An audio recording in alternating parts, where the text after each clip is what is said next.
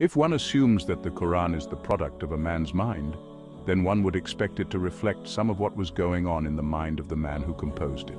In fact, certain encyclopedias and various books claim that the Quran was the product of hallucinations that Muhammad, peace be upon him, underwent. If these claims are true, if it indeed originated from some psychological problems in Muhammad's mind, then evidence of this would be apparent in the Quran.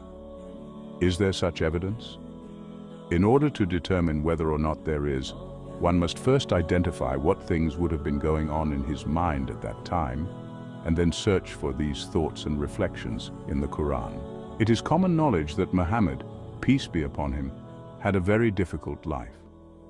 All of his daughters and sons died before him except one, and he had a wife of several years who was very dear and important to him, who not only preceded him in death, but died at a very critical period of his life. As a matter of fact, she must have been quite a woman, because when the first revelation came to him, he ran home to her, afraid.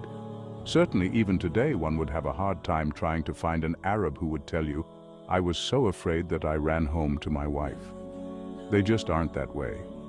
Yet Muhammad, peace be upon him, felt comfortable enough with his wife to be able to do that. That's how influential and strong a woman she was.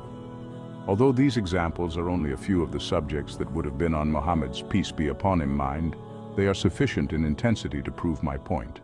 The Quran does not mention any of these things. Not the death of his children, not the death of his beloved companion and wife, not his fear of the initial revelations which he so beautifully shared with his wife. Nothing. Yet these topics must have hurt him, bothered him, and caused him pain and grief during periods of his life. Indeed, if the Quran was a product of his psychological reflections, then these subjects, as well as others, would be prevalent, or at least mentioned throughout.